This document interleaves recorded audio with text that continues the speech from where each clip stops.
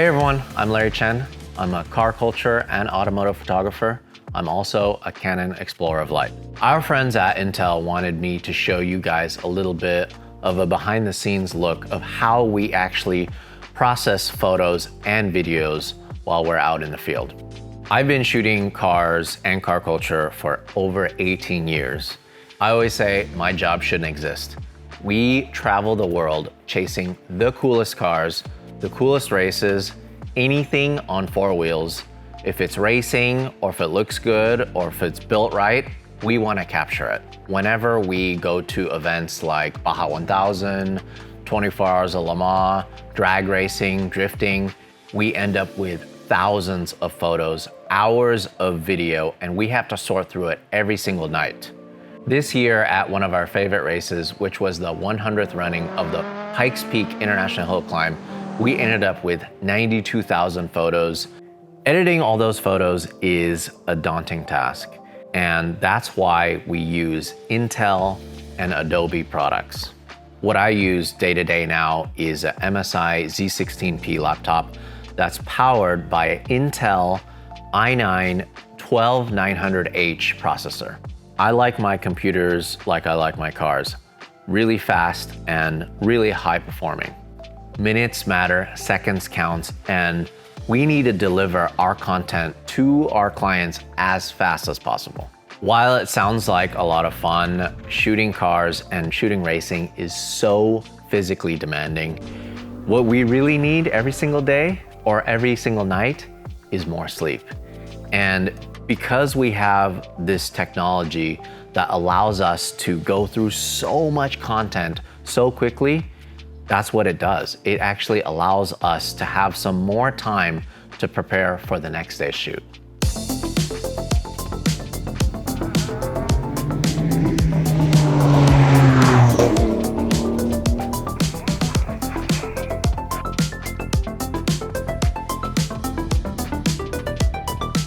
Pikes Peak is a really important event for us. We're official photographers, and we really take pride in the fact that we're capturing this for future generations. On top of that, a lot of the racers, a lot of the teams, a lot of the sponsors rely on us to capture photos for them. With that said, we push really hard every single day for the whole week. It is such a crazy event. We're on the ground for well over 10 days, and we also have a really big team. This year we had 7 shooters. We have to have different people on different parts of the race course. The race course itself is just on a mountain road that pretty much just goes to the summit of Pikes Peak. It starts at around 9,000 feet and it ends up at 14,110 feet. Every single day we wake up at 2:30 a.m., we get our gear ready, pile in the cars, and we make the trek up the mountain. When we actually make it up to our shooting location, the sun is almost rising and we're settling in, we're going with our game plan, figuring out what we're actually gonna shoot for the day. Once the sun rises and once those cars start moving, it is straight up hustle mode at that point.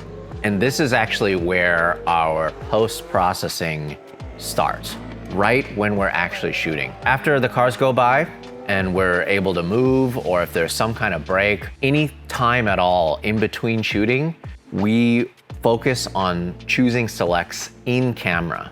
We use Canon R3, 1DX Mark III, and R5 cameras.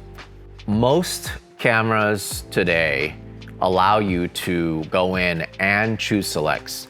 The way we do it, we actually use the rating system. In the Canon camera, you can rate photos from 1 to 5 stars. If it's a good one, that means we should take a second look at it. It may not be perfect, but at least in the viewfinder or on the back of the screen, it's good enough for us to take a second glance when we import it into Lightroom. As soon as we get to the computer, that's when we really have to rely on technology to save us time and get these photos out to clients as fast as possible. We pride ourselves in using the best cameras to capture the photos in the first place. We have to make sure everything after that is up to par technology-wise. We also use the fastest memory cards that money can buy. which are the Wise Advanced CF Express cards. They transfer so fast, which allows us to ingest faster. I've been using Adobe Lightroom since the very first version for 15 years. For me, it's honestly the best piece of software to do our quick initial edits. If we need to take it further for whatever reason, then we bring it into Photoshop. But in terms of workflow, I'm just so much more used to using Lightroom to import, edit, export. The main thing that I'm doing, especially when we're at events, is to fix my mistakes and to make sure all the exposures are correct, the color's correct.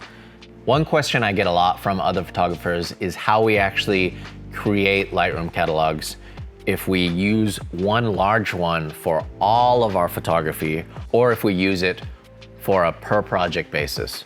Because we have so many people on our team, and because we're working on different projects all at the same time, and we're going from one event to the next to a commercial shoot, it's so much better for us to organize every single shoot as its own catalog. This way, we can go back historically for the past 15 years and see any catalog, open it up, and check out our non-destructive edits from that catalog.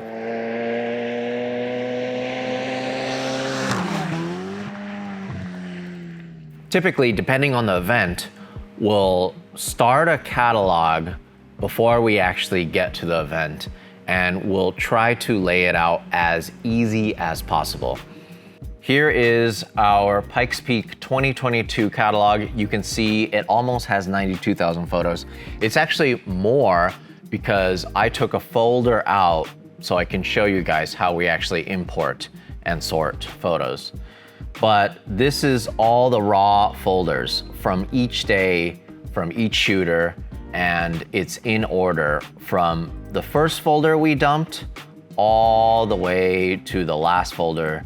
In Lightroom, you have a folder structure called collections, and we can do a collection within a collection, and we can organize it by shooter or by client or by day. You can use them for whatever you want. We use them in this case to organize it by shooter, then by day. So for example, you can see this is one shooter, Jason, and this is me. And you can see if you go through every single one of these collections, each one is from a different day of shooting. And these are the 1 stars. These are the ones that I chose as selects when I was on the mountain. So let's go ahead and set up a smart collection. So the way we create the smart collection is we right click on the left here, and then we go to create smart collection. And then for the rating is 1 star, and I'll just name it 1 star, okay? And I create it, it shows up right here. So now what I'm gonna do is I'm going to import a folder that I have already pre-selected, and I'll show you guys how it actually populates the 1 star rating system. Click import, and then so you can see that it's importing that entire folder. But what's also nice is that it's going to automatically populate the 1 star folder. The next step is to take these out of the 1 star collection and organize them by person, then by day. So it's 84 pictures. I'm gonna go ahead, highlight all of them, and just drag them into the Tuesday folder to combine them with the rest of my selects from that day. Anything and everything you need to do to these photos to correct them or organize them by client, this is the time to do that. We use the color rating system in Lightroom, which is very useful for just quick selections. We can, zoom in on the photos, check for sharpness, and scroll through them very quickly. I like to use the colors red, which is the number 6 on the keyboard, all the way up to number 9. It's red, 7 is yellow. Let's say I like this photo of this Porsche, right? this one is one that I want to choose as a select. Looks pretty sharp to me. I'm gonna go ahead and choose red. What that's gonna do is that's gonna go automatically into the colored red collection. And then let's say I want to choose another one that we set up as a blue catalog. And like, let's say this Mustang, this is a pretty cool shot. Looks sharp to me. I'm gonna go ahead and hit 9, and that's going to automatically label it blue, and it's gonna go into the blue collection, right? So to edit it further, I'm gonna hit the blue collection, or you can check out the red collection. You can see all the photos that were labeled red, and then you can do your further editing, right? So let's edit this photo that I labeled red, all right? From here, you go to develop, and then this is when you can really get down to the nitty-gritty of actually editing the photo, right? So you can change the color profile, you can change the way Adobe Lightroom actually interprets the photo from the camera. I like to use camera standard a lot of the times just because of the color. It's more like what you see on the back of the screen. So I'm gonna go ahead, choose camera standard, and then you can see the colors are a little more vibrant. Maybe you lose some of the shadows, but that's okay. We can bring that out later. I'm gonna go ahead, adjust the whites a little bit. Maybe adjust the white balance. You just hit W for white balance. You pick an area on the screen where you want to sample from. And then maybe it's a little green. I'll go ahead, add some magenta. Now you can actually change a couple other things in terms of like how you want the software to interpret the photo. So we have it set up where when you import the photo, it automatically adds a lens correction to it. Sometimes the lens warping or the vignetting kind of adds to the photo, and whatever, it's the look that you're going for. So I like to kind of see what it would have looked like if I didn't have it on. This, it doesn't really matter too much. It was a Canon EF 300mm 2.8 that I was shooting on my R3. So I'll leave that on. Once this is done and it's ready for export, what I'll do is I'll combine these in our daily selects, or if it's for a specific client, I'll put it in that specific folder. And then from there, we can actually export it.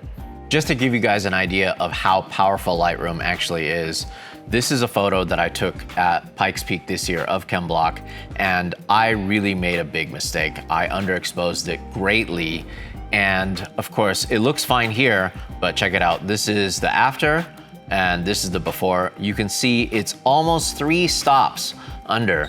But because the Canon R3 camera has such good dynamic range, you can actually use Lightroom to pull all of that detail back out. So let's say you've taken a photo as far as you can in Lightroom, you've adjusted everything you need to adjust, and there's still something that you need to fix, and you can't do it in Lightroom.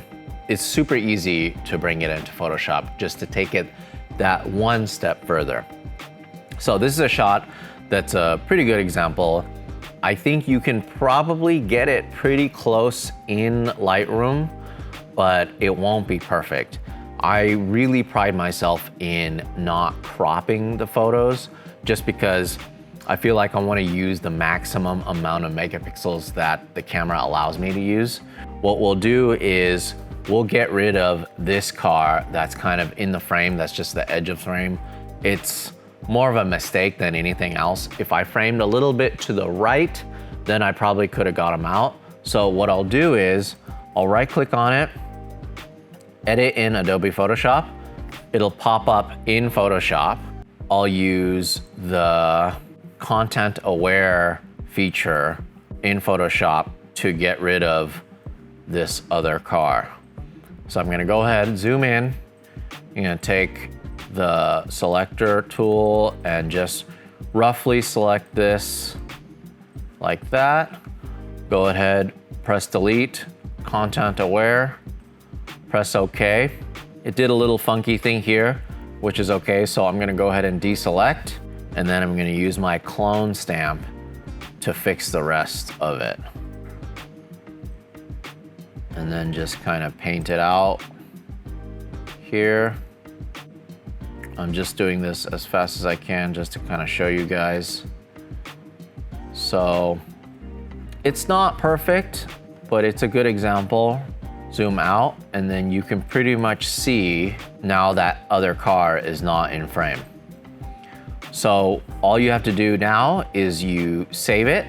Make sure you edit as much as you can in Lightroom, because once you bring it into Photoshop and you save it, it actually changes it into a TIFF. It still keeps the original photo, which is the nice part. It's non-destructive, but then there's two versions. There's the edited version that you brought in from Photoshop, and then there is the original version. So if you have to go back and change something later, that's not an issue. It's still here, it's non-destructive. But the nice thing is it automatically brings it into the same place you had it. So now you can see this is the fixed photo, and this is ready for export or resizing or whatever. Let's say I want to export these two photos, right?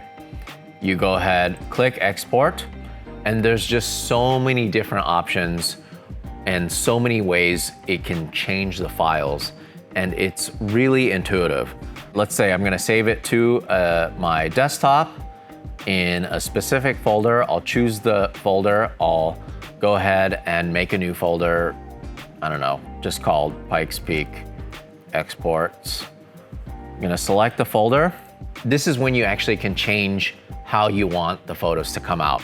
This is really useful if you're publishing for Instagram, for web, for social media, for video. For this, let's say I'm just going to export it for email purposes. So I don't want it to be super big, but I also want it to be very high quality. So I'm gonna go ahead and choose JPEG. What I'll do is 70% quality. And then what I also like to do is I'll resize it by the long edge, right? So these photos are 2:3 ratio, but let's say if you're cropping 16:9 or you're cropping 1:2, whatever, but you all want them to be a certain size, then you just choose long edge or short edge. I'm gonna go ahead and export it in 4K, 3840 pixels, resolution, I'll put 72 for monitors. I'm gonna go ahead and leave all metadata. This is also another thing that's really important. If you want people to see the settings that you use to take these photos, then you leave them. Or let's say you just want it to retain the copyright info. For me, it doesn't really matter. I don't really care what people see, what settings they see. So I'll go ahead and I'll leave it at all metadata. All you have to do is you press export, and then it'll just do it super quick. So now we have the exported photos. It's on the desktop. This is pretty much exactly ready for web, ready to publish. You can email them. You can use Dropbox, Google Drive, WeTransfer, whatever you want to use to deliver your photos.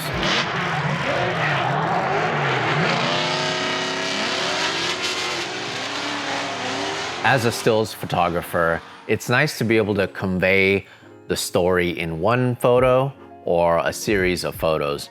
But if we want to go deeper, we actually have to turn to video, because there's so many builds that we encounter, so many cool cars, so many great stories from the people behind the builds. We have to tell their story on YouTube, and that's why we use Adobe Premiere. There's so many people that vlog on their phone and edit on their phone and publish from their phone, which is fine. It's very simple, and that's a good introduction to working with video. But because we use multiple angles, multiple cameras, POV, different audio recorders, vlog cameras, all of that in one project, Adobe Premiere is the best to combine all of that. Earlier this year, we went to an event called Holly LS Fest.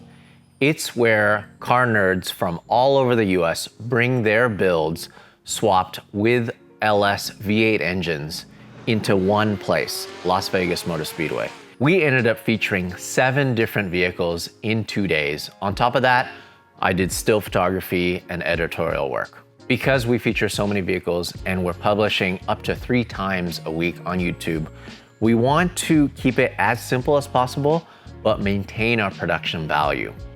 That's why when we're interviewing the builder of the vehicle, I'm using my vlog camera, we're shooting B-roll, we're adding still photos. When we're actually taking the vehicle out, we're running POV cameras, GoPros, we have outside cameras running, we have other vehicles shooting us while we're driving. There's just so many different angles, but realistically, it's so simple because it's one timeline that we put everything down on, and then we just tell the story from beginning to end. What I'm gonna do is walk you through a very simple process of us starting a project. You can see here, we featured this amazing 240Z. We have the B-roll here that is typically shot on a R3 or a R5 camera. And we really spend time to kind of make sure we get a lot of the details and the knickknacks and the texture and the color. We also have our vlog camera, which is typically me just holding it, talking to the owner, just going through the whole story of the vehicle. One of the most important things that's always overlooked on video, especially when you're starting on YouTube, is good, clean audio, especially if it's storytelling. We run Rode microphones that actually go into a Tascam recorder. That way we have kind of a triple redundancy where we have a shotgun mic on the camera, we have the individual recorders on ourselves, and also it's going into a recorder that records at 2 different levels. With that said, we utilize Adobe Premiere Pro to put all of that together, and it's super easy to sync up. So we'll start out with the vlog footage, right? So I'll put in my longest clip, which is 26 minutes long of interviewing. And then I'm gonna go ahead and drag our one piece of audio in that's combined from the Rode microphones. I'm gonna go ahead and highlight it, right click, and then you synchronize. Go ahead and click audio, push OK. And what it's actually gonna do is it's going to sync the clip to its best ability. And this is where Adobe Premiere really comes into play in terms of utilizing the technology to make everything easier for us. What I'll do is I'll split this audio clip from the rest of it, and then I'm gonna go ahead and drag in our GoPro angles from 2 different angles. I'm gonna go ahead and highlight this and then sync these all together. Now that the audio is synced up, I can actually play it and listen to the conversation, cut it up how we need to, take out the bad parts. Then we can really spice it up with B-roll, music, still photos. Once we're done with the editing, we send the project file to Adobe Media Encoder for export. Then the video will be ready for upload to YouTube in no time.